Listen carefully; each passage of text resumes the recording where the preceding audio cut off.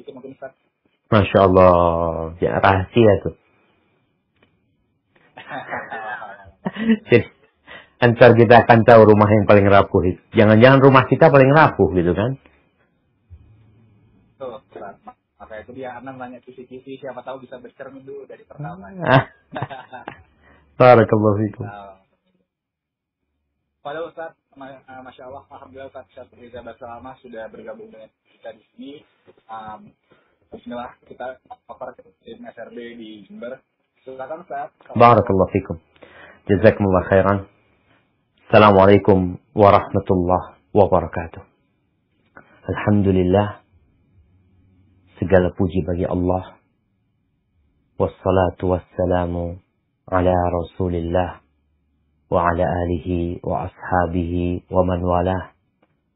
Salat dan salam semoga senantiasa tercurahkan untuk utusan Allah baginda Nabi kita Muhammad, untuk keluarga beliau, untuk para sahabat beliau dan orang-orang yang mencintai beliau.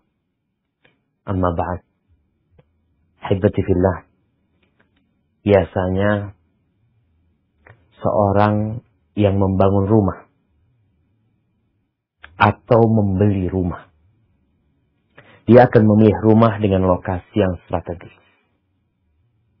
Kokoh bangunannya, indah penampilannya, gak bocor, gak rapuh, jauh dari banjir dan longsor, yang nilai jualnya nanti itu tinggi. Kenapa? Karena secara naluri manusia itu tidak mau rugi. Namun bagaimana kalau ada orang yang beli rumah atau dia bangun rumah di kawasan yang rawan banjir, atau dia bangun rumah yang mewah, indah, megah di kaki gunung yang gunungnya sudah gundul dan berpotensi rumah itu akan teruruk karena longsor. Bagaimana menurut orang-orang yang berakal sehat tatkala melihat kawannya melakukan hal itu? Ya, memang kelihatan rumahnya bagus. Tapi kau harus tahu, nih rumah antar longsor nih kelihatannya. Atau dikasih tahu, nih tiap tahun banjir. Iya, bangunannya megah. Tapi nggak berapa lama dia akan runtuh. Orang-orang akan menganggap kalau dia tetap maksa untuk bangun rumah yang seperti itu, di tempat yang seperti itu, maka mereka akan mengatakan, ini adalah kebodohan. Dan ternyata banyak orang-orang bodoh di muka bumi ini. Kita melihat banyak manusia yang tidak beribadah kepada Allah Jalla Syara. Banyak orang yang beribadah kepada Allah tapi juga beribadah kepada selain Allah.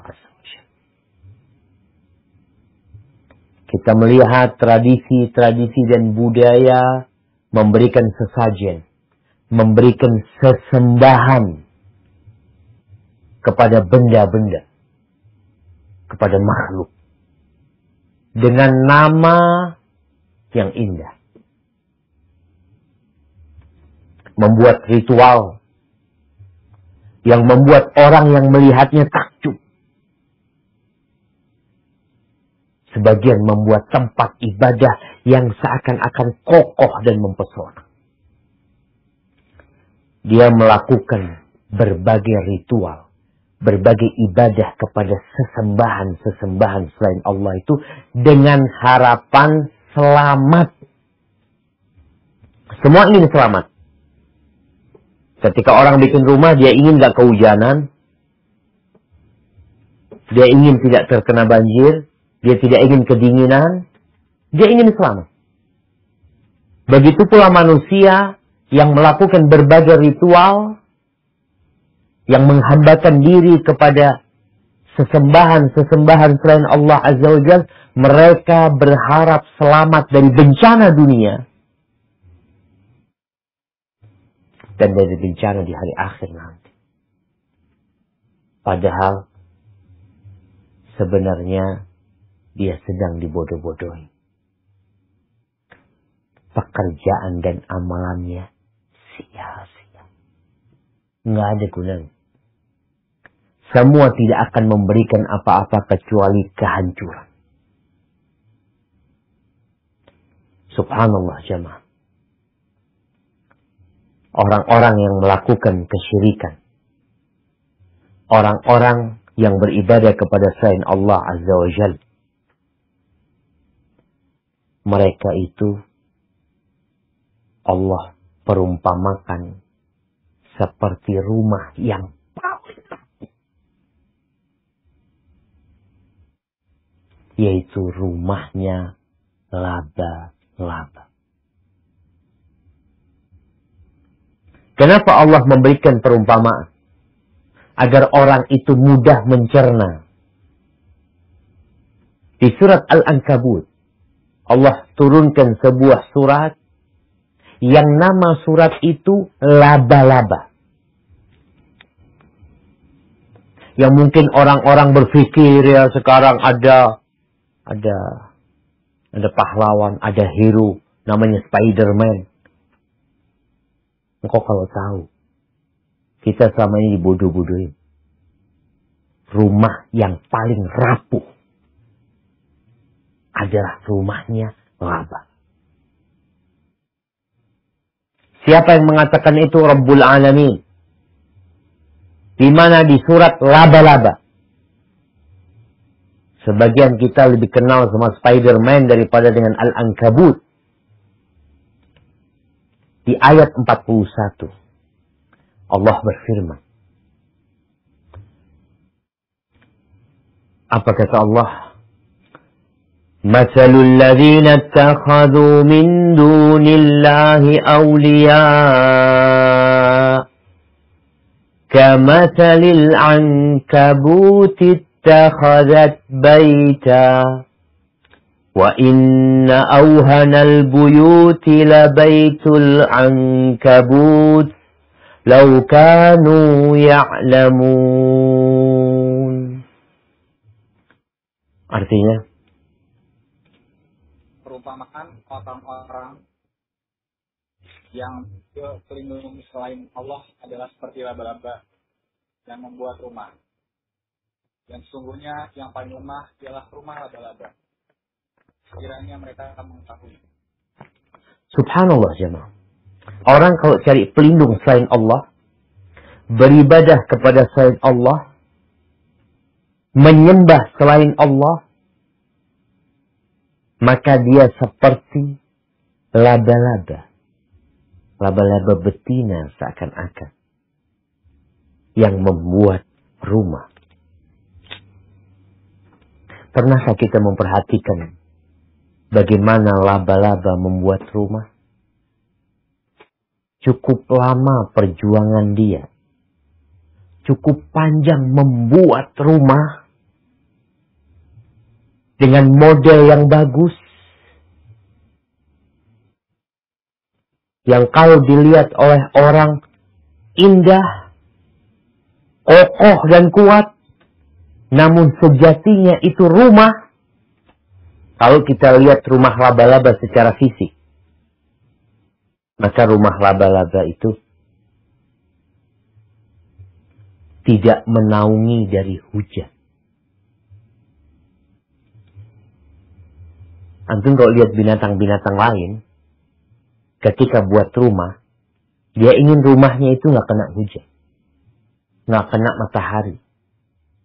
Dia bikin rumah yang menyelamatkan dia. Untuk laba-laba tidak. Dia bikin rumah yang terbuka. Kemudian kalau dilihat, indah dia. Dengan model yang berputar-putar. Ya Allah, gimana bikinnya dia? Tapi kalau antum pakai tangan antum gerakkan ke rumah laba-laba itu, hilang rumah itu. Usaha dia bertahun atau berjam-jam, entah berhari-hari dia buat rumah itu, hilang, nggak ada gunanya. Begitu pula orang-orang yang melakukan kesyirikan. Ini rumah fisik laba-laba. Anda tadi mendengarkan sebuah penelitian tentang laba-laba. Ternyata laba-laba itu, rumah tangga laba-laba itu jahat. Bagaimana sang ibu mengkonsumsi bapak. Suaminya itu dimakan. Ketika dia mau bertelur, dia makan. Kemudian bagaimana tatkala dia bertelur nih laba-laba, nanti anaknya di dalam bungkus telurnya itu saling membunuh, saling memakan mereka. Untuk bisa berkeluar. Dan nanti ibunya dimakan. Begitu pula orang-orang yang melakukan kesyirikan. Mereka akan saling menyalahkan. Mereka akan meminta supaya orang-orang itu diazab. Karena dia yang menyesatkan mereka sehingga melakukan kesyirikan. Tapi tidak ada gunanya. Maka orang-orang yang menyembah batu, yang menyembah malaikat, yang menyembah nabi, yang menyembah orang-orang soleh mungkin. Ada yang menyembah matahari. Kalau mereka sadar, mereka mau berpikir, kalau ternyata yang mereka lakukan itu, yang seakan-akan kokoh, sebenarnya seperti rumahnya laba. Allah memberikan banyak perumpamaan dalam Al-Quran Karim. Sebentar lagi kita akan baca. Di surat Al-Ankabut lagi, surat laba-laba nih. Di ayat 16-17. Allah Jalla Jalaluh menceritakan tentang bagaimana Nabi Ibrahim memberikan pencerahan kepada kaumnya. Yang kaumnya Nabi Ibrahim itu menyembah patung-patung, menyembah planet-planet, bintang-bintang, sebagian menyembah matahari, ada yang menyembah rembulan, semau mereka sembah. Pokoknya mengikuti nafsu mereka. Apa kata Nabi Ibrahim kepada mereka? Di ayat 16-17 Allah berfirman, Wa Ibrahim idh qala liqaumihi i'budullaha wattaquh dzalikum khairul lakum in kuntum ta'lamun Innama ta'buduna min dunillahi awthanan wa takhluquna ifka Innal ladzina ta'buduna min dunillahi la yamlikuna lakum rizqa fabtaghu 'indallahi ar-rizqa wa'buduhu washkuru lahu ilaihi turja'un.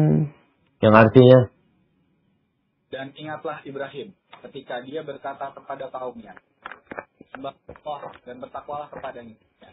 Yang demikian itu lebih baik bagimu jika kamu mengetahui.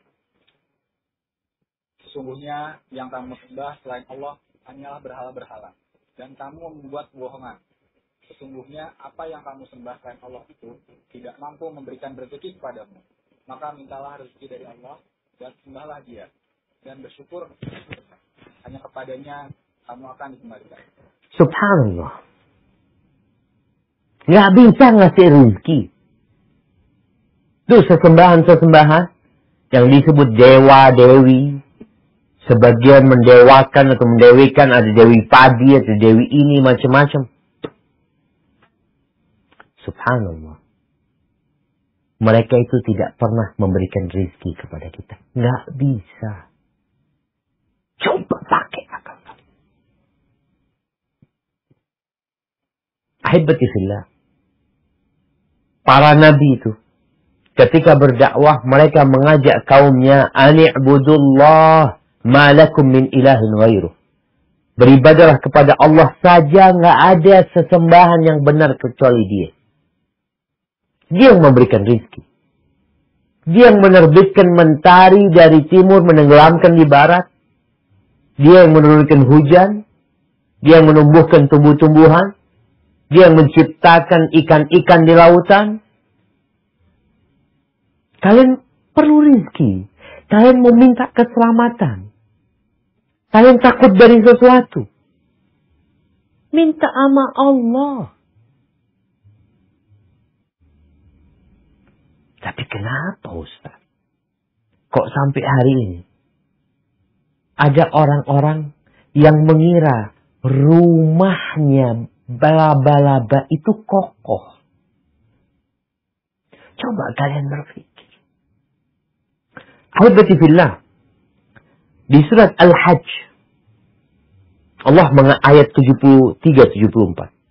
Allah memberikan perumpamaan kepada manusia agar digunakan akalnya. Jangan cuma akalnya itu digunakan untuk bikin handphone. Untuk bikin pesawat. Berpikir untuk berangkat ke Mars. Tapi dia tuh minta sama patung. Beribadah kepada berhala. Ada yang seperti itu. Terus katanya cerdas. Cerdas yang mana? Allah kasih perumpamaan.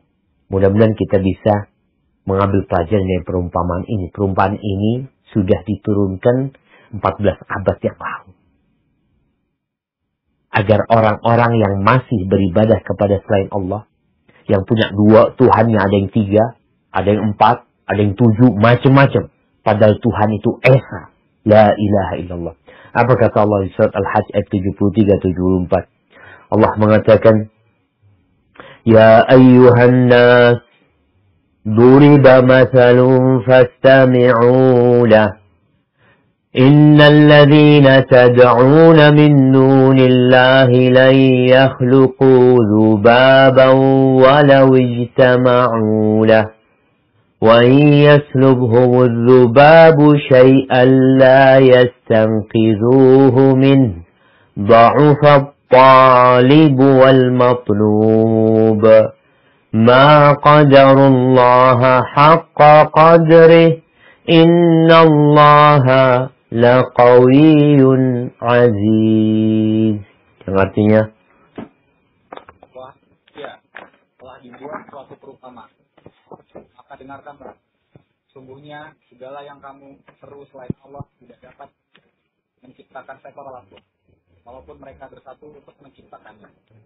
Dan jika itu merampas sesuatu dari mereka, mereka tidak akan dapat merebutnya kembali dari alam sama lemahnya yang menyembah dan menyembah.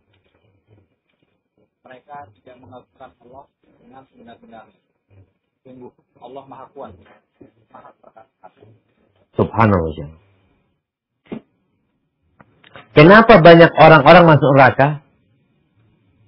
Mereka mengatakan, "Lau kunna nasma'u aw na'qil ma kunna fi ashabis sa'ir."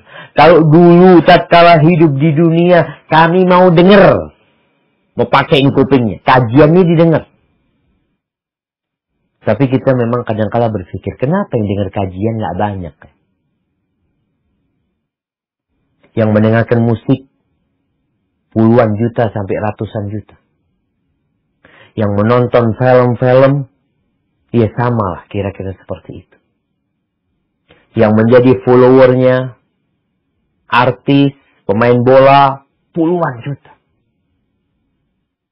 Ketika sebuah kajian disampaikan, ustadz ceramah, yang dengar hanya beberapa. Perbandingannya jauh sekali. Ya, memang seperti itu kondisi manusia. Makanya Allah di surat Al-Hajj Allah katakan, Ya ayyuhan nas, wahai manusia. Nih, diberikan perumpamaan, dengarkan, perhatikan. Tapi karena tidak mau memperhatikan, nggak dapat petunjuk. Ketika mereka Masuk neraka mereka mengatakan lau kunna nasma' au na'qil. Kalau dulu tatkala kita hidup di dunia, kami mau mendengarkan. Kami mau memikirkan. Nggak mungkin kami masuk neraka. Berarti yang jadi masalah tuh orang-orang yang bikin rumah kokoh. Ternyata rumahnya itu seperti rumahnya laba-laba. Nggak ada gunanya buat saya. Coba dengerin. Agar tidak menjadi penghuni neraka. Allah contohkan. Tuh. Yang kalian sembah dari selain Allah. Siapa yang kalian sembah? Sebutkan aja. A, B, C, D, ada sesembahan yang banyak. Ada yang modelnya patung yang disembah. Ada yang binatang yang diagungkan. Ada tempat keramat. Ada orang yang sudah mati. Ada juga nabi mungkin yang dianggap anaknya Tuhan. Macam-macam lah kita lihat. Allah katakan. Sesungguhnya tuh patung-patung, tuh berhala-berhala, tuh sesembahan-sembahan yang kalian sembah. Mereka tidak akan pernah bisa menciptakan lalat. Lalat ya ma. Jangan bicara menciptakan ikan, paus, menciptakan sapi, menciptakan ayam. Tiap hari kita makan ayam yang makan. Tiap hari ya ada ikan laut, ada yang ikan, ada yang daging sapi, ada yang daging kambing. Masya Allah. Engkau pernah bertanya enggak? Ini yang masih menyembah berhala-berhala, yang menyembah selain Allah, tanyakan, siapa yang menciptakan ini ayam? Oh Ustaz, ana jarang makan ayam Ustaz, karena orang miskin. Ya, lalat. Allah berikan contoh lalat, karena lalat ini insya Allah sering dijumpai oleh orang. Di rumah kita, di kantor kita, di jalan kita melihat lalat. Kira-kira tuh yang disembah selain Allah, mampu nggak mereka menciptakan lalat? Atau jangan satu, semuanya sudah. Yang disembah selain Allah berkumpul bersatu padu, dikumpulin ya. Di manalah di lapangan tuh. Lalu disuruh bikin lalat. Tuhan ciptakan lalat Tuhan. Kira-kira bisa nggak? Kata Allah mereka nggak akan pernah bisa bikin lalat. Makanya Nabi Ibrahim alaihissalam ketika menghancurkan berhala-berhala kaumnya. Yang kecil-kecil dihancurin. Yang besar dikasih kapaknya. Ketika ditanya, "A'anta fa'alta hadha bi'alihatina ya Ibrahim?" Apakah engkau Ibrahim yang menghancurkan berhala-berhala kita ini? Tuhan-Tuhan kita mengatakannya. Dengan Tuhan-Tuhan kita. Apakah engkau yang melakukan ini? Kata Nabi Ibrahim, tanyakan sama mereka siapa yang menghancurkan kalian. Tanyakan. In kanu yantiqun. Bal fa'aluhu kabiruhum hada. Yang menghancurkan yang paling besar. Tanyakan kepada mereka. Terus mereka baru mikir, iya. Masa mau tanya sama patung? Padahal selama ini disembah. Sekarang udah gak usah disembah. Ditanyain aja. Tanya sama patung itu. Mas, siapa yang menghancurkan kalian ini? Mana orangnya? Nggak akan bisa. Makanya Allah berikan contoh di surat Al-Hajj dengan nyamuk. Biasanya kan ada sesembahan yang diberikan kepada ya berhala-berhala. Apalah yang mereka sembah. Kira-kira kalau ada orang yang ngambil sesajen yang diberikan kepada selain Allah itu, mereka akan mengatakan apa? Hati-hati. Nanti engkau kualat. Nanti engkau kena musibah. Sampaikan, gimana kena musibah? Tuh lalat ngambil, hinggap di sana, dia nggak bisa berbuat apa-apa. Nggak bisa berbuat apa-apa. Lalat ini lemah. Patungnya juga nggak bisa. Nangkep tuh lalat.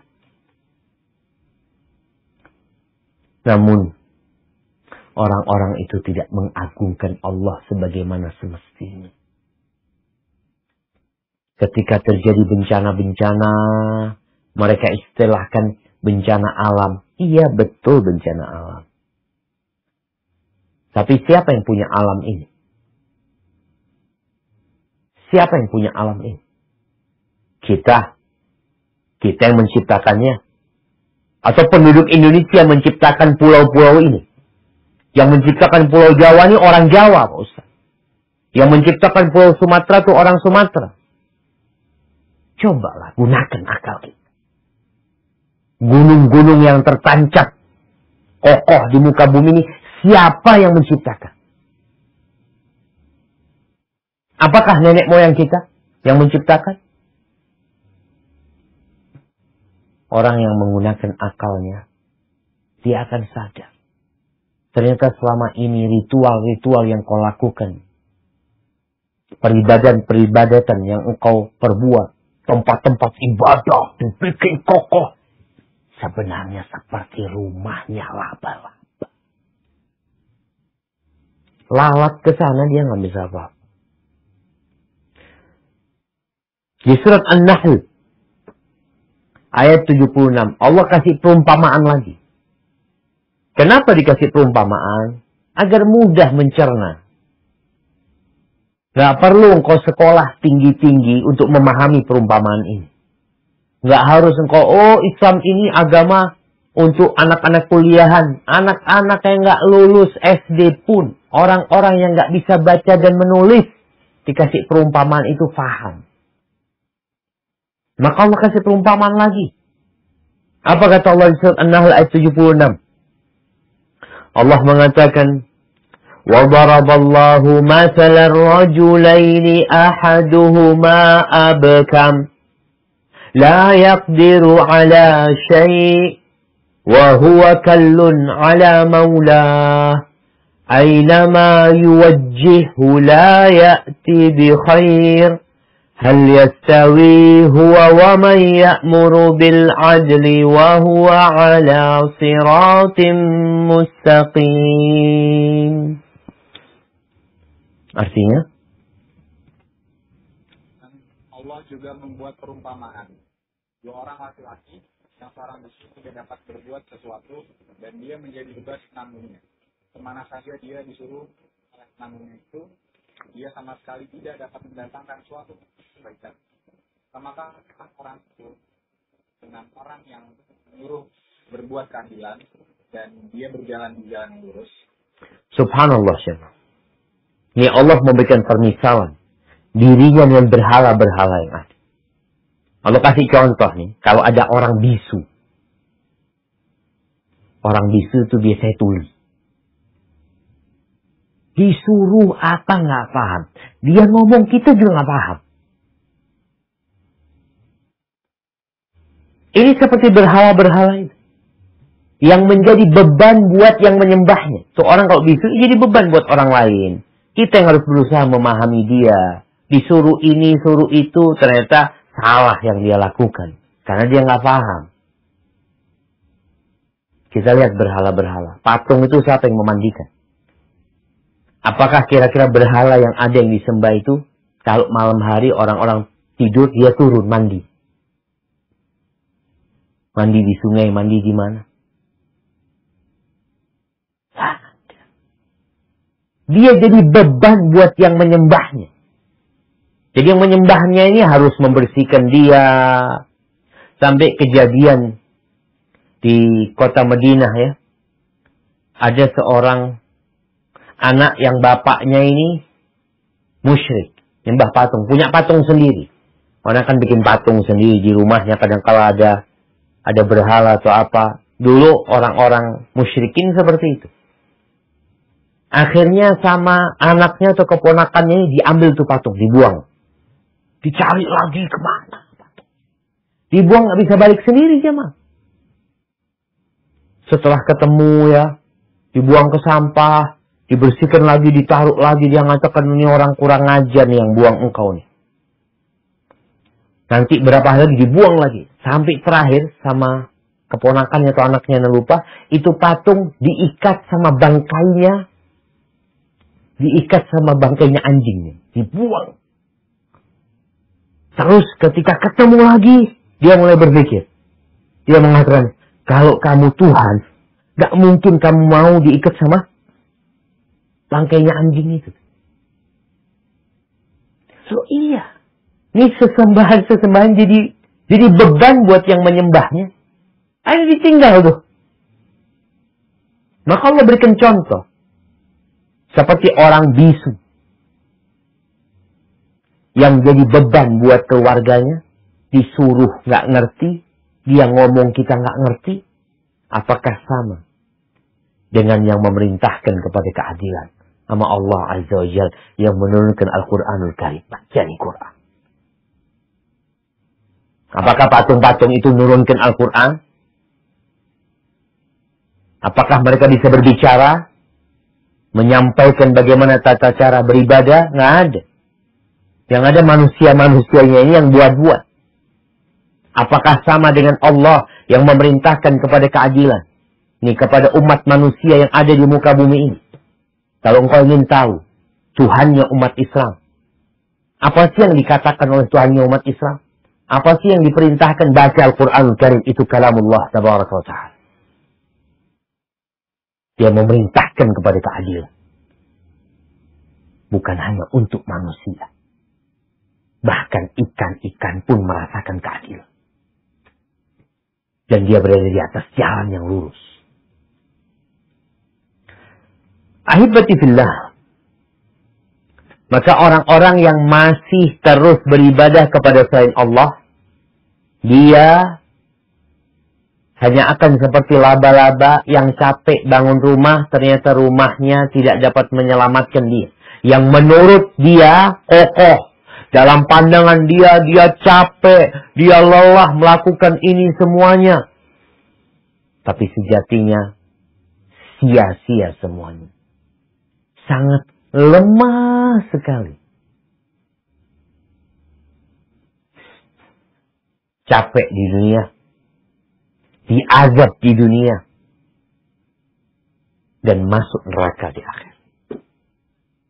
Allah Jalla Jalaluh di surat Al-Fajr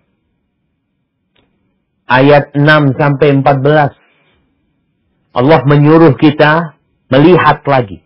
Engkau gunakan akalmu, engkau gunakan panca inderamu, kita dapat melihat rumahnya laba-laba.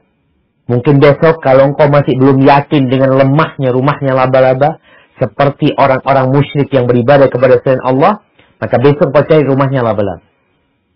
Di pagi hari biasanya, ketika ada embun yang turun, hinggap di rumah laba-laba, membuatnya indah berkilauan.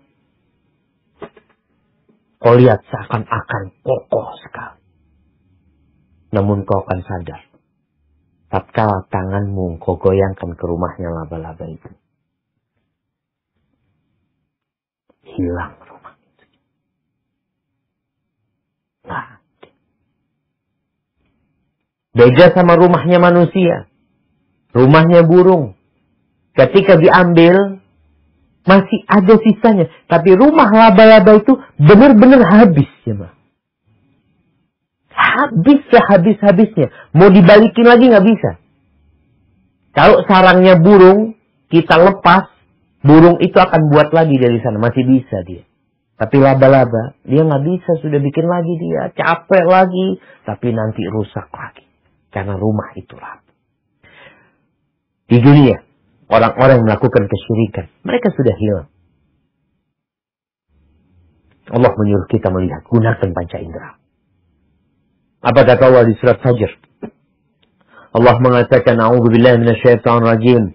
Alam tara kaifa fa'ala rabbuka bi'ad.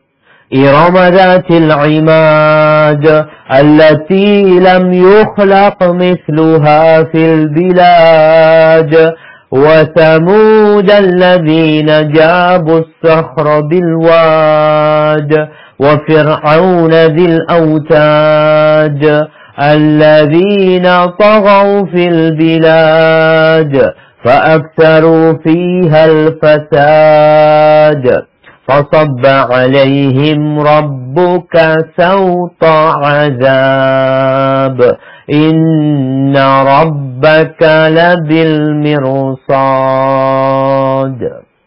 Nah, yang artinya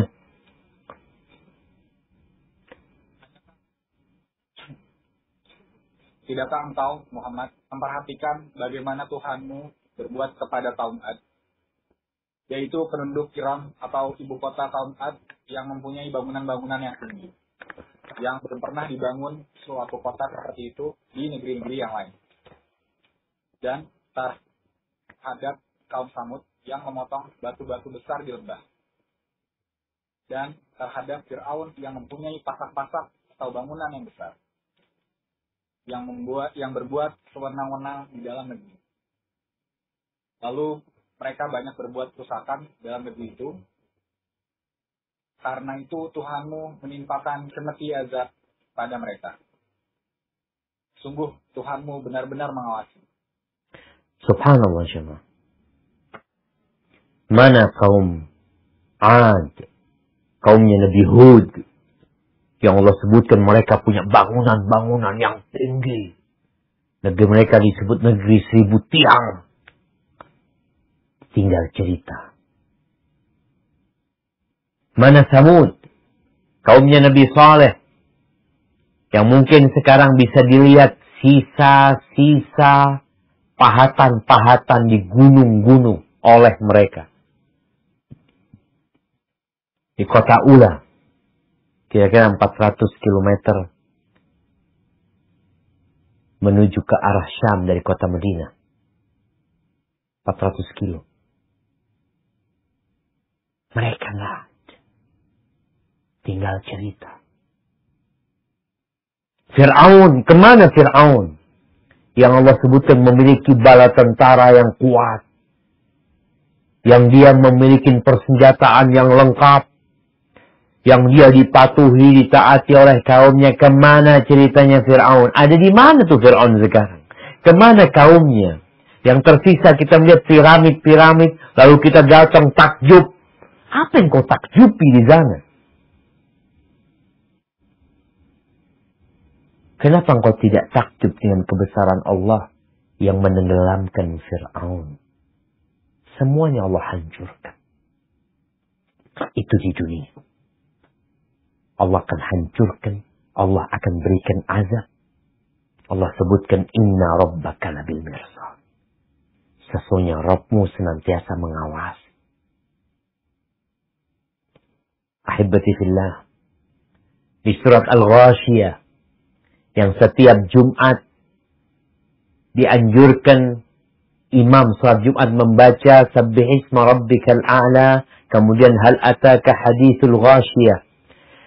Di ayat 1 sampai 4 Allah Jalla Jalaluh mengatakan hal ataka hadithul ghashiyah wujuhun yawma idzin khashi'ah عاملة ناصبة تصلى نار حامية.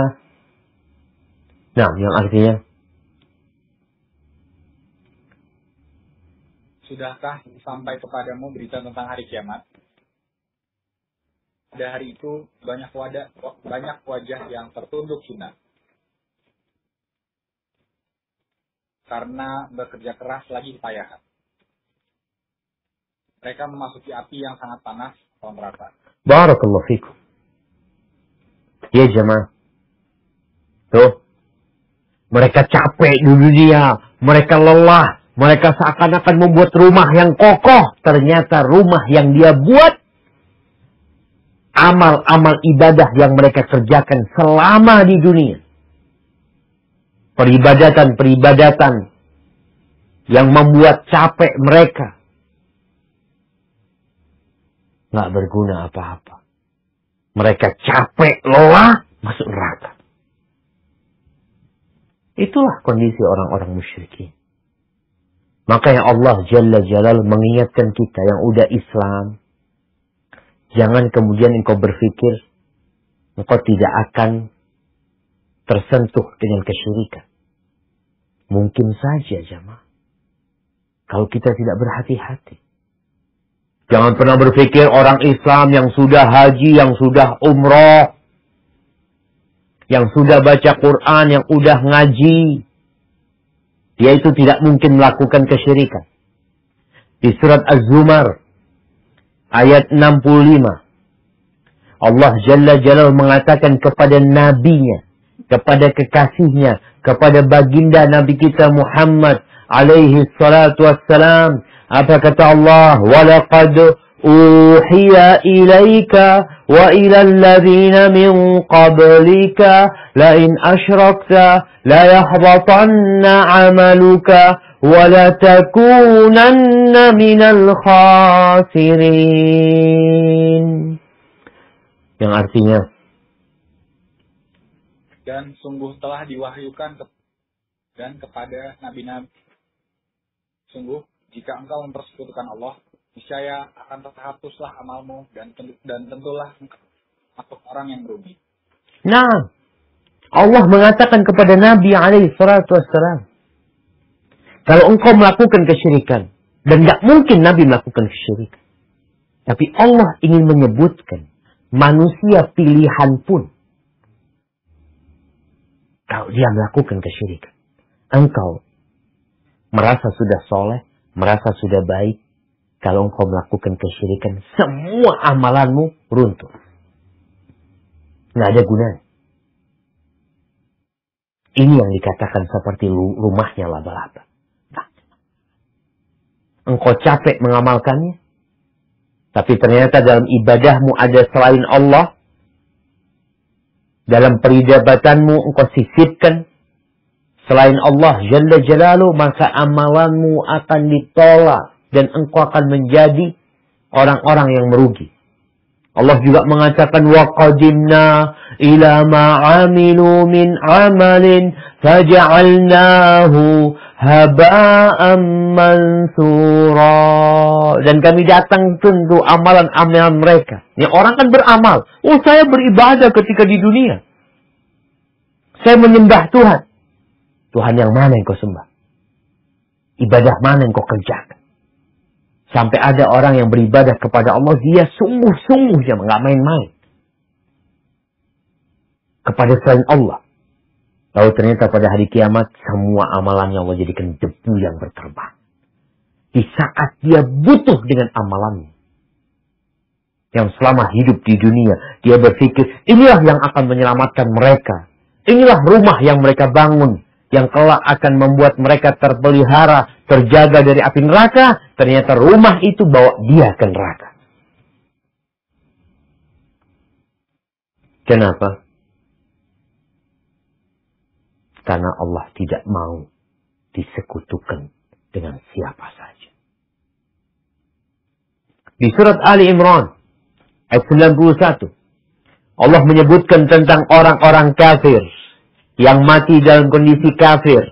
Orang-orang yang menyembah selain Allah Azza wa Jal. Yang sekali lagi mereka merasa beribadah. Mereka merasa beramal soleh. Mereka merasa ngerti. Mereka membangun bangunan yang kokoh. Ternyata semua itu hanya seperti rumahnya laba-laba. Sekali lagi rumah laba-laba Allah berikan contoh. Karena dia seakan-akan kokoh. Nanti kau lihat ya Allah, kokoh banget ya. Tapi ternyata dia sangat lemah sekali. Apa kata Allah di surat Ali Imran ayat 91? Innal ladzina kafaru wa matu wa hum kuffar falan yuqbala min ahadihim mil'ul ardi dhahaba walau iftada bih ulaika lahum 'adzabun alim وَمَا لَهُمْ مِنْ نَاصِرِينَ. Sungguh, orang-orang yang kafir dan mati dalam kekafiran tidak akan diterima tebusan dari seorang di antara mereka sekalipun berupa emas penuh bumi, sekiranya dia hendak menebus diri dengannya. Mereka itulah orang-orang yang mendapat azab yang pedih dan memperoleh. Haibatifillah. Pada hari kiamat nanti, kalau orang-orang kafir, ini kafir mati dalam kondisi kafir. Kalau engkau punya sepenuh bumi ini emas, sepenuh bumi ini emas, Indonesia ini semuanya emas. Afwan. Asia, semuanya emas. Bola bumi ya. Semuanya ini emas. Dia ingin menebus dirinya dari azab Allah Azza wa Jal. Allah nggak akan terima dari mereka. Fala yuqbala min ahadihim. Nggak akan diterima. Allah nggak perlu sama emas. Allah nggak perlu dengan peribadatan kalian yang di situ kalian menyekutukan Allah. Allah hanya minta kepada kalian, qul la ilaha illallah. Katakan la ilaha illallah. Hanya itu yang diminta. Berat. Apakah engkau terbebani untuk mengatakan la ilaha illallah? Apakah sulit bagi dirimu untuk meninggalkan sesembahan yang banyak yang membuat engkau bingung? Ini nyembah ini, nyembah itu. Sembahlah satu Allah Azza wa Jalla. Ini agama yang lurus. Yang sesuai dengan fitrah manusia. Allah nggak minta banyak sama kita jamaah. Katakan la ilaha illallah. Allah nggak minta satu gunung Semeru emas harus kita berikan kepada Allah. Kalau jadi orang Islam itu sulit. Kenapa? Ya kita harus memberikan segunung Semeru emas. Nggak ada. Engkau malah dikasih. Kau nggak punya. Katakan la ilaha illallah. Maka nanti hari kiamat, engkau ingin menebus dirimu. Kalau engkau melakukan kesyirikan, engkau mati dalam kondisi kafir, engkau punya sepenuh bumi ini emas, Allah nggak akan terima dari engkau. Dan nggak ada penolong-penolong bagi dirimu. Tadi seperti rumahnya laba-laba lagi. Kan orang yang menyembah berhala-berhala ini kan berpikir, oh nanti aku akan diselamatkan oleh dia. Oh nanti ini akan memasukkan aku ke surga. Ternyata semua cerita itu dusta. Bohong. Allah udah kasih tahu, dengerin. Nyamuk, afwan. Itu yang namanya lalat, bukan nyamuk. Lalat. Kalau hinggap, itu Tuhan-Tuhan sesembahan selain Allah nggak bisa. Mereka tidak pernah menciptakan itu lalat. Maka hibatifillah, saatnya kita memperbaiki rumah kita, iman kita kepada Allah Azza wa Jalla. Jangan sampai kita mengira memiliki rumah yang kokoh, ternyata rumah kita rumah laba-laba. Tauhidkan Allah Azza wa Jalla. Jangan pernah menyekutukan Allah kepada dengan siapapun. Engkau perlu rezeki, engkau perlu kesembuhan, engkau perlu harta, engkau perlu ketenangan, engkau perlu kedamaian. Kemana mintanya? Kepada Allah Jalla Jalla. Inna lillah wa inna ilaihi raji'un. Kita itu milik Allah dan kepadanya kita akan kembali. Hadza wallahu a'lam bishawab. Itu mungkin yang bisa kita kaji pada kesempatan kali ini. Kurang lebihnya mohon maaf. Mungkin kita masuk ke sesi tanya jawab. Anda kembalikan ke Saudara Tufail, jazakumullah khair. Wah, jazakumullah khairan Ustaz. Masya Allah Ustaz. Tidak nyangka Ustaz ya, ternyata rumah laba-laba itu jadi suatu perumpamaan yang benar-benar sangat bisa kita ambil dalam kehidupan sehari-hari, apalagi di zaman sekarang ini ya Ustaz. Subhanallah. Tufail, videonya belum muncul.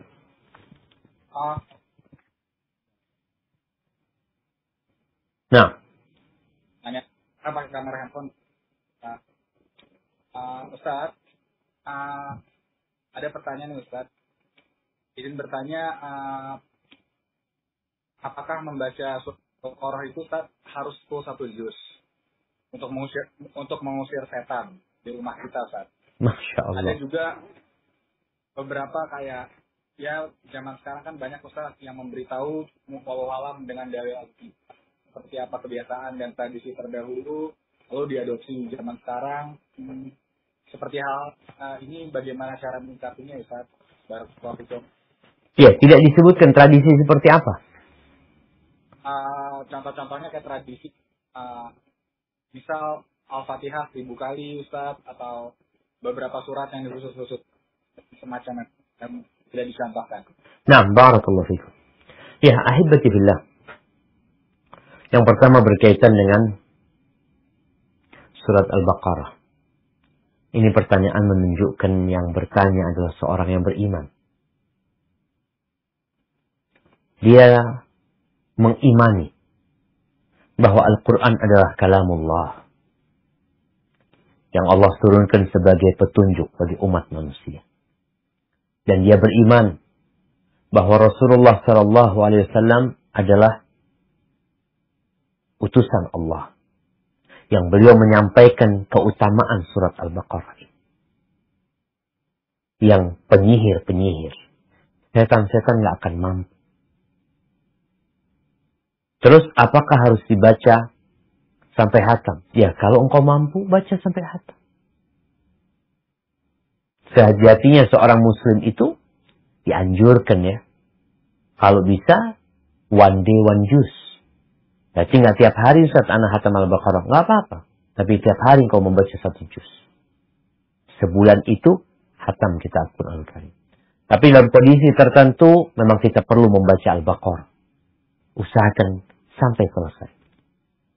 Tapi kalau nggak sampai selesai, kadangkala capek Ustaz. Ya, alhamdulillah sekarang ini Allah memberikan kemudahan buat kita. Kalau dulu orang tuh tadarus sama orang lain. Dia baca, capek, temennya yang baca, dia yang nyimak. Nanti temennya capek, dia yang nyimak. Sekarang alhamdulillah, kita bisa pakai handphone kita. Kita bisa mendengarkan suara-suara yang indah dari masyayikh. Ketika engkau capek, engkau dengerin Al-Quran Karim. Disimak. Jadi bukan disetel, ditinggal. Disetel tapi disimak. Insya Allah engkau bisa hatam. Karena ada orang yang belum terbiasa membaca Al-Quran Karim. Sehingga buat dia, ya Allah Ustaz, 2,5 juz itu berat Ustaz. Subhanallah. Imam Syafi'i rahimahullahu ta'ala dalam riwayat Yunus bin Rabi' bahwasanya gurunya itu hatam dalam sehari bukan Al-Baqarah jemaah, tapi Al-Qur'anul Karim 30 juz sehari. Di bulan Ramadan sehari 2 kali. Maka ketika engkau mendengar surat Al-Baqarah, ya Allah berat. Ya, itu berat. Tapi akan jadi mudah bagi orang yang Allah memudahkan untuknya. Adapun berkaitan tadi ya, mungkin ada amalan-amalan yang disebutkan. Baca Al-Fatihah 1000 kali, baca ini 1000 kali, baca ini macam-macam. Nah, yang pertama, bacalah Al-Quran Karim. Allah perintahkan kepada kita untuk membaca Al-Quran Karim. Karena Quran itu obat. Bukan hanya untuk hati kita, tapi untuk fisik kita juga. Namun penentuan. Baca sekian kali, di waktu ini dan itu, ini memerlukan arahan dan aturan dari agama kita. Kalau ternyata Rasul SAW mengajarkan hal itu, amalkan. Makanya kalau ada amalan-amalan tertentu, tanyakan. Apakah Nabi mengamalkannya? Atau paling tidak Nabi membiarkan sahabat mengamalkan. Kalau ternyata tidak, maka tinggalkan. Cukupkan diri antum dengan apa yang diajarkan oleh Rasulullah SAW. Sambil kita memberikan pencerahan kepada masyarakat. Kita ini bukan ingin menyalahkan, tapi kita ingin memperbaiki. Karena ada orang yang nggak mau disalahkan, udah, Anda nggak mau menyalahkan engkau. Tapi anak ingin memperbaiki. Inilah yang diamalkan Rasulullah SAW. Bagaimana beliau sebagai sang Nabi yang diutus oleh Allah memberikan contoh kepada umat manusia dalam membaca Al-Fatihah, dalam membaca ayat kursi, dalam membaca surat-surat yang lainnya dari Al-Quran Al-Karim. Hada wallahu a'lam bishawab. Nah, Ustaz, masih menyambung dengan pertanyaan tadi Ustaz. Nah, bagaimana kita kan ada beberapa surat, misal di Al-Baqarah yang beberapa ayat yang diutamakan seperti ayat kursi dan misalnya untuk mengusir syaitan dan meruqyah diri sendiri maupun semisal Ustaz. Bagaimana hukum misalnya itu di play kita tidak ada di tempatnya Ustaz. Jadi misal di play di rumah gunanya untuk menyingkirkan jin-jin dan gangguan makhluk halus, tapi kitanya misal tidak di rumah Ustaz. Bagaimana kalau kondisi seperti itu? Nah, barakallahu fikum. Ya jemaah, kadang-kala kita nyetel surat Al-Baqarah, lalu kita pergi.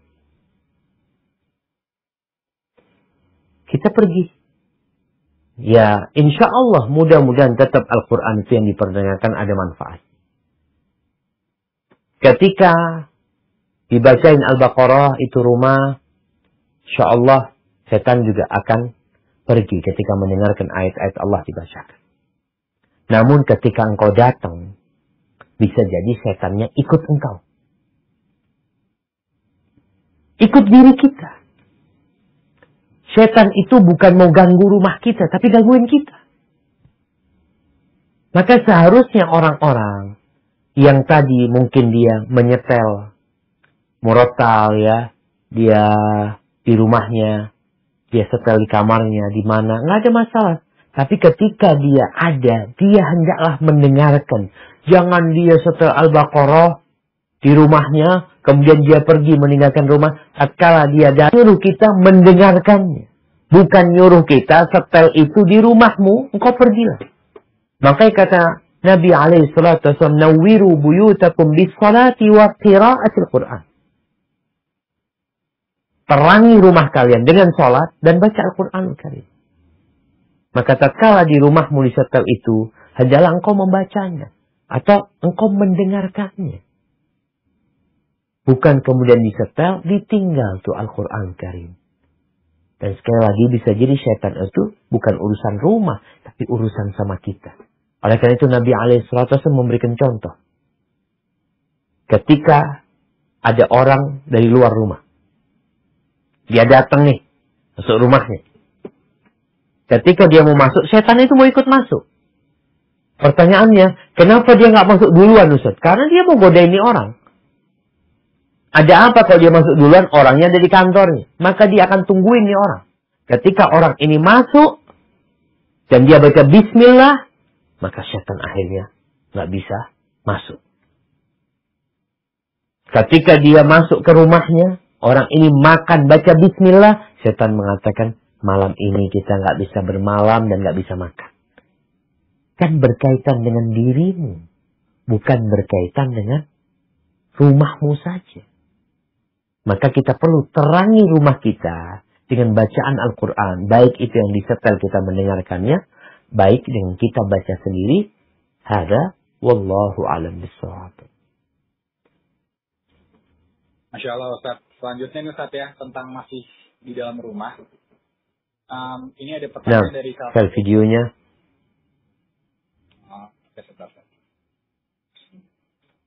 Ustaz, adik anak adalah istri yang kedua, yang dinikahi suaminya dalam posisi janda dengan satu anak. Alhamdulillah tanpa proses pacaran. Sudah menikah selama 2 tahun, namun suami belum mau terbuka pada istri pertama dan keluarga besarnya. Padahal dulu janji buka di 3 bulan pertama. Tapi selanjutnya selalu ada beralasan terus kan. Selanjutnya setelah pemikiran panjang dan istiqoroh, akhirnya adik Ana WA istri pertama suaminya pada bulan lalu. Adik Ana mengatakan dengan baik kepada istri pertama bahwa adik Ana adalah S, yaitu istri dan suami juga. Karena adik Ana tidak ingin ada pembohongan terus-menerus dan ingin menjalani poligami ini sesuai syar'i. Setelah itu suaminya menjawab WA adik Ana tersebut Ustaz. Tapi setelah WA tersebut suami adik Ana tidak pulang dan tidak komunikasi dan tidak menjawab WA adiknya sama sekali. Tapi masih memberikan nafkah materi. Di samping itu suami adik Ana pun menolak untuk memiliki anak dengan alasan bahwa dunia sekarang kezaliman dan fitnah di mana-mana dan dia juga beralasan tidak mampu. Dan alasan bahwa adik Ana sudah punya bawaan. Padahal si suami tahu sekali hukum oleh rezeki itu Allah yang atur. Dan kenyataannya kata Iwan tersebut ini dia juga dikatakan tidak dapat dikategorikan golongan yang orang miskin. Kami mohon sekali diberikan pendapatnya Ustaz biar adik dan keluarga Ana lebih tenang. Barakallahu. Allahu Akbar. Naam jamaah.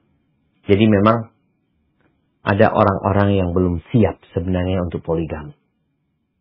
Tapi di satu sisi dia perlu. Kita tahu Allah Azza wa Jal membolehkan poligami. Tidak perlu dia izin sama istri pertamanya. Dan juga nggak harus dia ngomong sama istri pertama. Akan tetapi, kalau ternyata poligami yang dilakukan itu menyebabkan kebohongan dan kedustaan, bahkan menyebabkan kezaliman, maka lebih baik ditinggalkan. Contohnya dari awal mengatakan nanti insya Allah 3 bulan aku akan kasih tahu ke keluargaku. Tapi sampai 2 tahun nggak ada.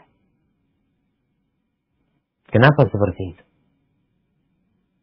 Jadi kebohongan dengan kebohongan dengan kebohongan akhirnya menyebabkan keributan di dalam rumah tangga. Yang Ana lihat apa yang anti lakukan dengan me-WA istri pertamanya itu sepertinya kurang bijak juga.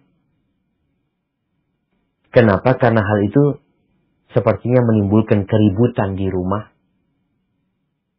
Di rumahnya istri pertama, suamimu ribut sehingga suamimu nggak mau lagi datang ke rumahmu. Dia tetap ngasih nafkah, tapi dia nggak mau lagi datang. Kenapa? Ya mungkin dia sedang mengkondisikan rumahnya. Yang biasanya dia nginep di rumahmu, mungkin dia juga mengatakan kepada istri pertamanya entah apa yang dikatakan sehingga dia nggak mau bertemu dengan engkau lagi dalam kondisi seperti ini. Apa yang harus dilakukan sekarang oleh istri kedua? Yang pertama, untuk urusan anak itu menjadi hak istri sebenarnya. Hak istri. Ketika dia ingin punya anak sama suaminya. Dan tujuan pernikahan salah satunya, tujuan poligami. Bukan hanya mengalurkan nafsu, tapi memperbanyak umatnya Nabi Muhammad SAW. Kalau ternyata suami tidak menginginkan punya anak, kalau dilihat bukan temporary ya, seakan-akan selama-lamanya dia tidak ingin punya anak. Karena dia mengatakan enggak, istri sudah bawa anak, ini tuh kondisi zaman macam-macam, takut nggak mampu. Berarti memang tujuan dia menikah bukan ingin punya keturunan, bukan untuk memperbanyak umat Nabi Muhammad SAW, mungkin hanya sekedar menyalurkan nafsunya. Kalau seperti itu, maka engkau punya pilihan sama suami.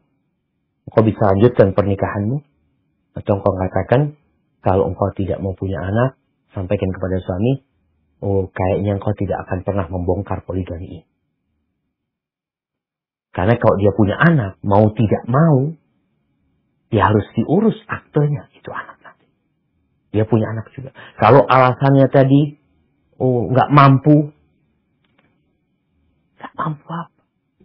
Emangnya engkau yang ngasih rezeki kepada anak-anak? Allah mengatakan, nahnu narzuquhum wa iyyakum. Kami yang kasih rezeki kepada anak-anak itu. Ketika anak itu lahir, maka anak itu akan bawa rezeki. Maka Ana rasa mungkin perlu komunikasi dari pihak keluarga anti dengan laki-laki tersebut. Memperbaiki apa yang kurang pas dalam poligami ini, diperbaiki. Insya Allah bisa diperbaiki. Kalau memang dia tidak ingin anti kenal sama istri pertama. Karena kalau ada istri pertama yang mengatakan nggak apa-apa lah engkau nikah lagi. Yang penting Ana nggak dikenalin sama dia. Ana nggak jumpa sama dia. Jadi seakan-akan dia hidup biasa aja. Ada mungkin perempuan yang seperti itu. Tinggal bagaimana berkomunikasi yang baik dengan keluarga atau dengan laki-laki ikhwan tersebut. Yang Ana takut memang dia nggak ngasih tahu orang tuanya, nggak ngasih tahu siapa-siapa gitu. Dia ketika dia meninggal dunia, padahal istrinya ini punya hak nanti yang harus dia tunaikan. Tapi gara-gara tidak ada yang tahu, yang ada dia mati meninggalkan keributan. Meninggalkan dosa nanti. Maka Ana rasa dikembalikan kepada anti. Kalau anti mau melanjutkan, tinggal dikomunikasikan dengan baik sama pihak keluarga suami. Hadza wallahu a'lam bishawab. Oke Ustadz, kita pause dulu dari si pertanyaan tentang keluarga Ustadz, karena sangat banyak ini sebenarnya. Lalu ini ada pertanyaan dulu Ustadz mengenai salah satu tiang agama, yaitu sholat yang paling dicari-cari, yaitu sholat gaib Ustadz. Ada iklan yang bertanya, Assalamualaikum, izin bertanya bagaimana hukum sholat gaib. Ana belum memahaminya sama sekali, karena ini sering Ana jumpai tatkala sholat di masjid dekat kantor. Sholat gaib ini dikhususkan untuk warga sekitar yang meninggal karena COVID.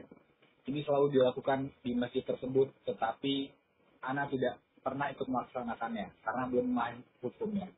Yang kedua, Ustaz, kalau sholat taubat itu bagaimana ya? Ada bacaan khusus atau hanya niat dan seperti apa, Ustaz, utamanya? Barakallahu fikum. Nah, jamaah. Ada dua pertanyaan di sini. Yang pertama berkaitan dengan sholat ghaib.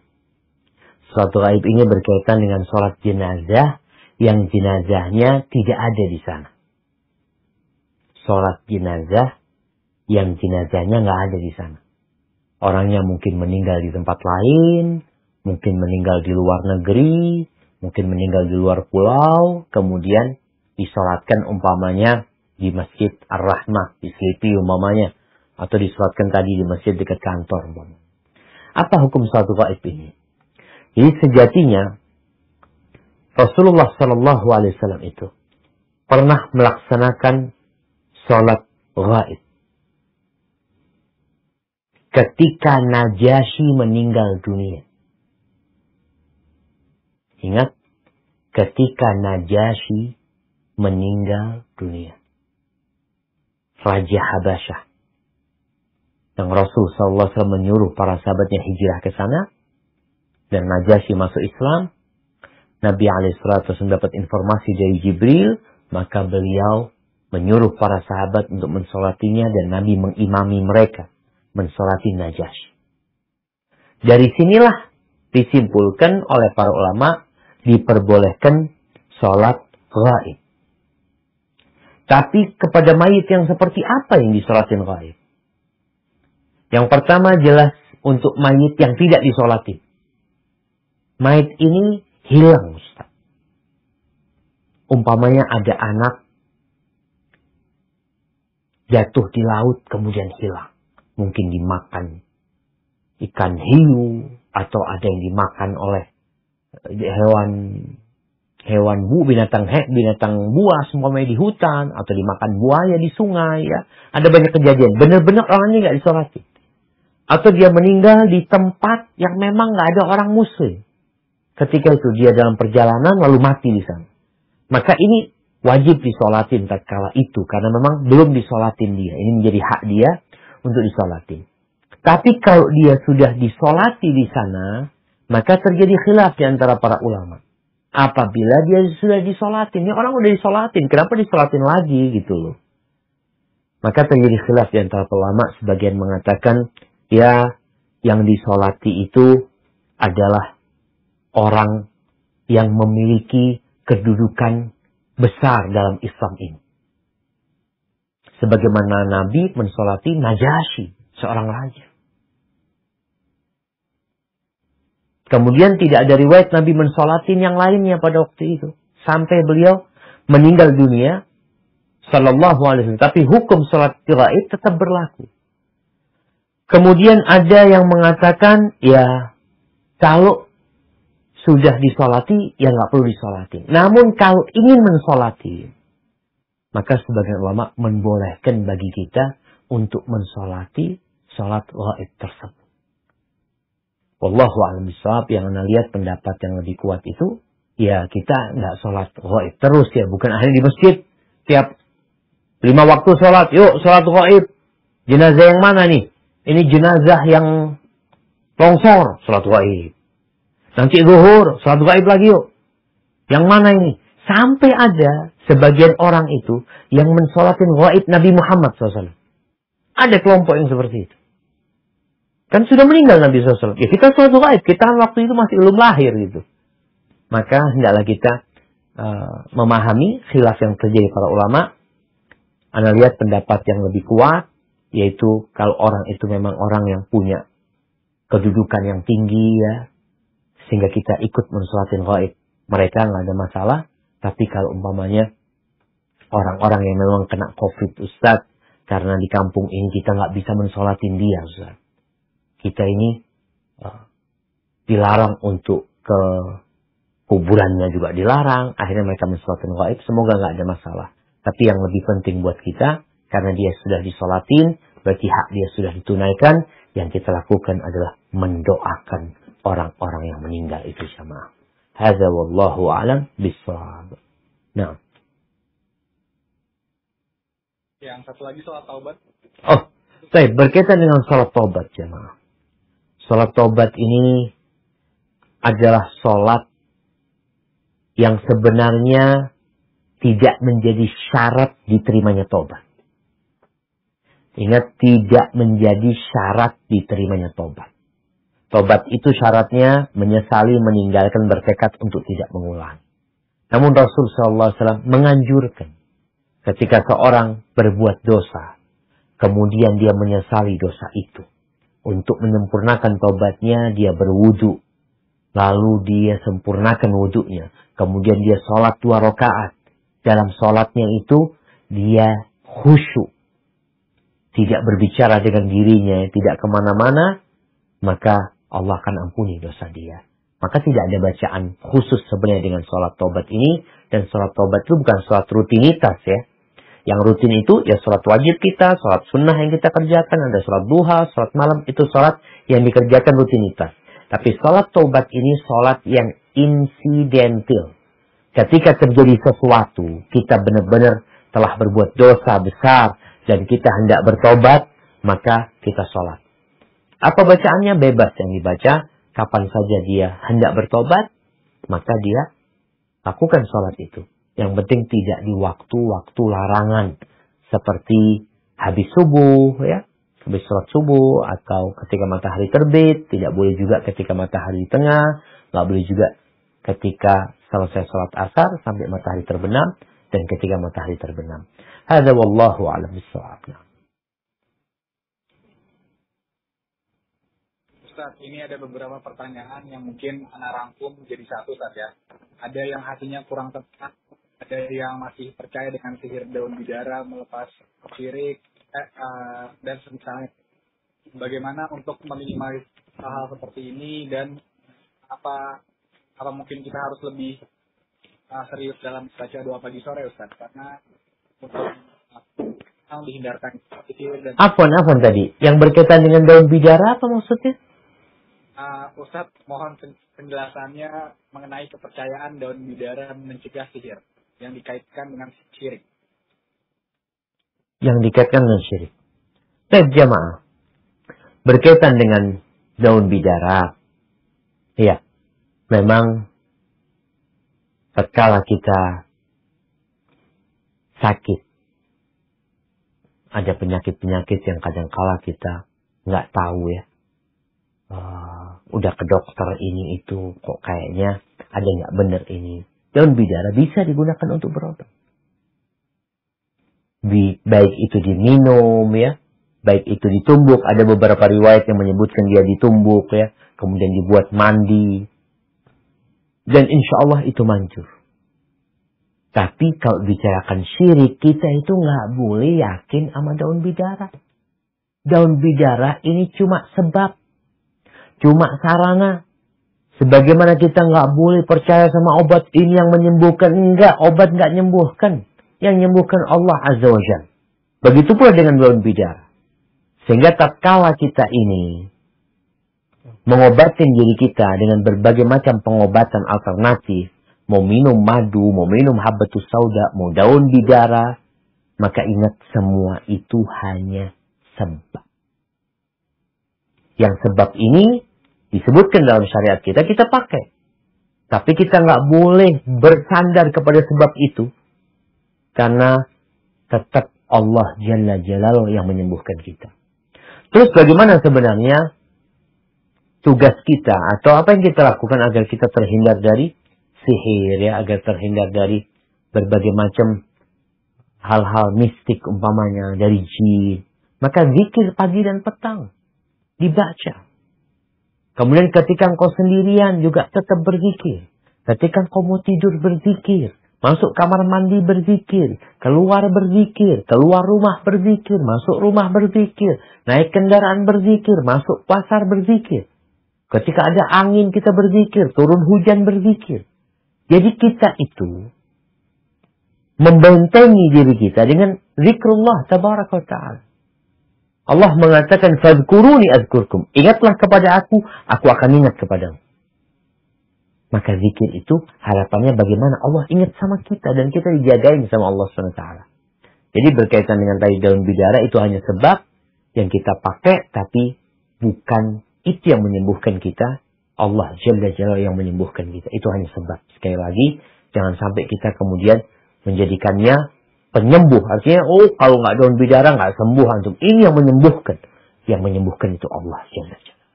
Hadza wallahu a'lam bissawab. Nah.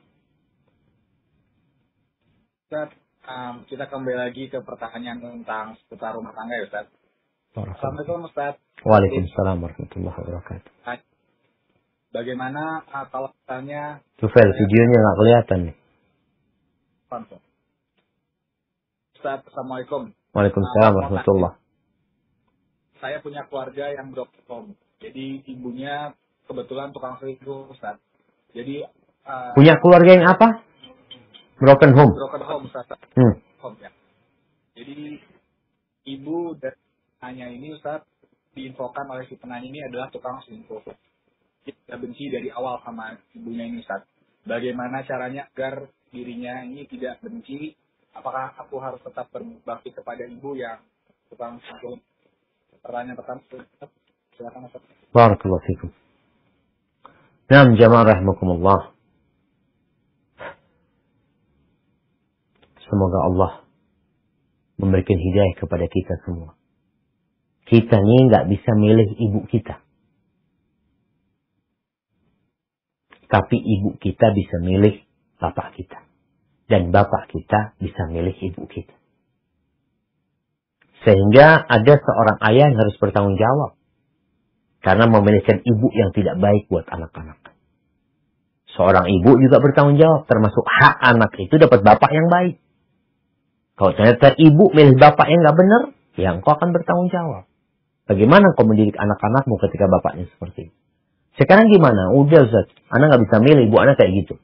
Ya, bagaimana anti sekarang mengajak ibu untuk bertobat kepada Allah Azza wa Jalla? Anti benci? Ya, kita harus benci dengan pelaku kemaksiatan. Walaupun itu ibu kita. Kita cinta secara fitrah sebagai ibu, tapi kita benci kepada dia sebagai seorang yang melakukan dosa. Maka anti tetap wajib berbakti. Dan kebaktian anti yang paling indah adalah menyelamatkan dia dari perbuatan dosa-dosanya. Maka tetap berbuat baik, ya, cari waktu yang tepat untuk diskusi sama ibu, untuk ngasih nasihat ibu. Kalau bicara broken home, kayaknya ibunya udah bercerai ya sama bapaknya. Mungkin yang harus dilakukan, sampaikan kepada ibu. Ibu menikahlah. Bertobatlah kepada Allah. Allah itu menghalalkan pernikahan dan mengharamkan perzinahan. Dengan cara seperti itu, semoga Allah Azza wa Jalla memberikan hidayah kepada ibu anti. Hada wallahu a'lam bishawab. Tufel, kayaknya kita masuk ke pertanyaan terakhir nih. Tafadhol. Yang terakhir mungkin? Wah, kata dia. Ustaz, nggak apa-apa Ustaz. Seperti itu. Oke Ustaz, ini mungkin ada pertanyaan tentang keluarga lagi Ustaz.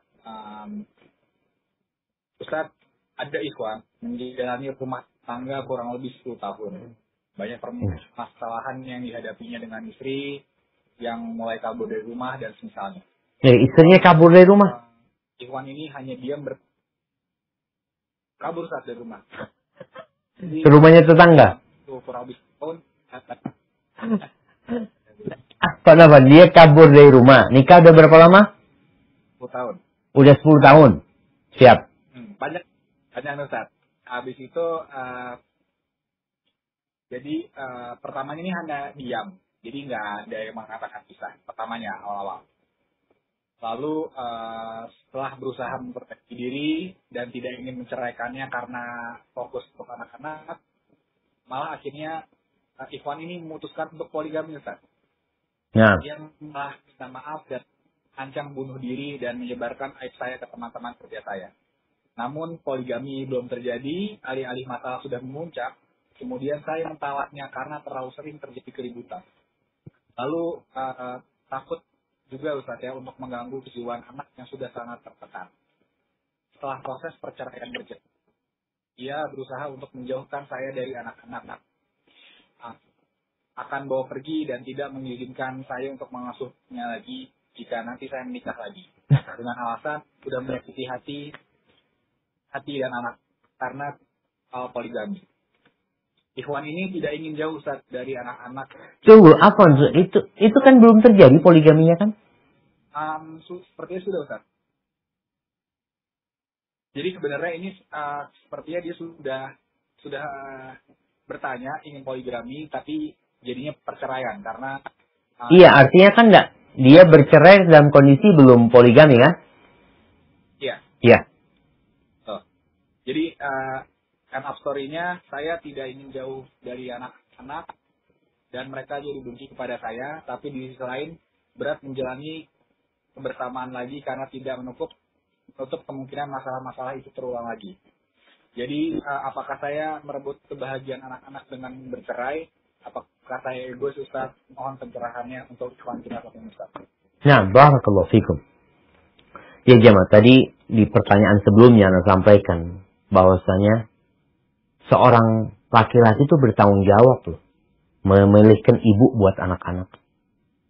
Sebagaimana seorang wanita bertanggung jawab juga memilihkan bapak buat anak-anak. Jadi kalau tadi dikatakan pernikahan selama 10 tahun itu sering terjadi keributan ya, sampai istri kabur dari rumah macam-macam. Berarti ada yang nggak benar di rumah tangga itu. Ada yang nggak benar. Apa yang nggak benar? Mungkin ada dosa-dosa yang dikerjakan. Apalagi tadi disebutkan istri mengancam akan membongkar aib-aib suami. Apa sebenarnya yang terjadi? Maka karena ini sudah terjadi perceraian, nasihat ana buat sang suami hendaklah bertobat kepada Allah Azza wa Jalla. Itu yang pertama.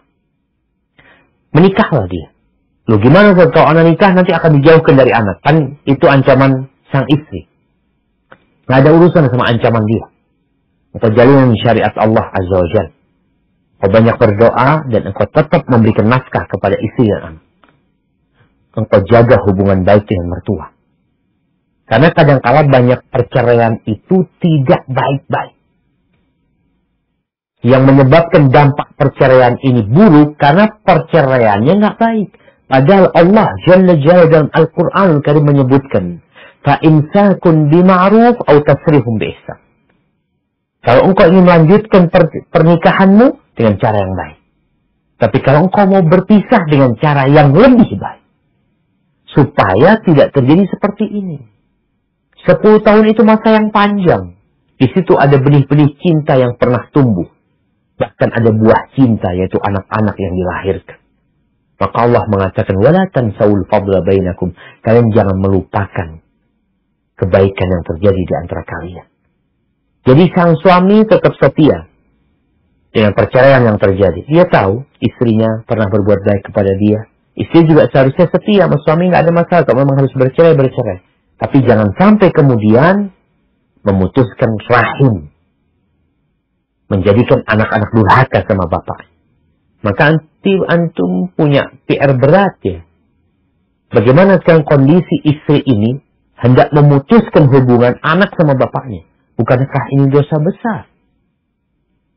Tapi kenapa dia mau melakukan itu? Istri karena antum tidak pernah mendidik dia dengan benar selama ini. Maka nasihat anak, kalau antum memang mau menikah, tapi bagaimana dalam proses ini, mungkin sekarang, kalau belum nikah sekarang, tapi memperbaiki hubungan sama anak-anak, sama istri, walaupun tidak harus balik, katakan kalau kita harus berpisah dengan baik-baik, dan semoga engkau dapat ganti yang lebih baik. Sampaikan kepada dia, semoga engkau dapat suami yang lebih baik dari aku ya. Dan semoga aku bisa menjalani kehidupan ini dengan lebih baik pula. Jadi tolong dijaga hubungan baik dengan mertua, dengan anak-anak, dengan kerabatnya istri, tetap baik sama mereka. Sehingga kalau istri nanti macam-macam umpamanya kemudian memutuskan hubungan anak sama bapaknya, semoga mertua, semoga kakak-kakaknya istri itu bisa menasehati. Kalau engkau menjaga hubungan baik sama mereka. Tapi kadang-kala kita ini buruk sama keluarga istri. Akhirnya keluarga istri malah mendukung istri antum. Hadza wallahu a'lam bissawab. Jamaah yang bisa Anda sampaikan pada kesempatan kali ini. Kurang lebihnya mohon maaf, yang benar dari Allah Jalla Jalaluh, yang salah dari diri ana pribadi. Allah dan Rasul terbebaskan dari kesalahan itu. Ana kembalikan ke Saudara Tufail. Jazakumullahu khairan. Jazakumullah khairan Ustaz. Terima kasih sekali Ustaz atas materinya pada malam hari ini. Semoga kita dapat mengamalkan apa yang sudah dibahas ke depannya dan saling bisa mengingatkan sama muslim. Mungkin itu saja. Terima kasih untuk semua kehadirannya yang sudah mensupport acara pada malam hari ini. Kita tutup dengan doa kafaratul majelis. Subhanakallahumma wa bihamdik, asyhadu an la ilaha illa anta, astaghfiruka wa atubu ilaik. Sekian, assalamualaikum warahmatullahi wabarakatuh.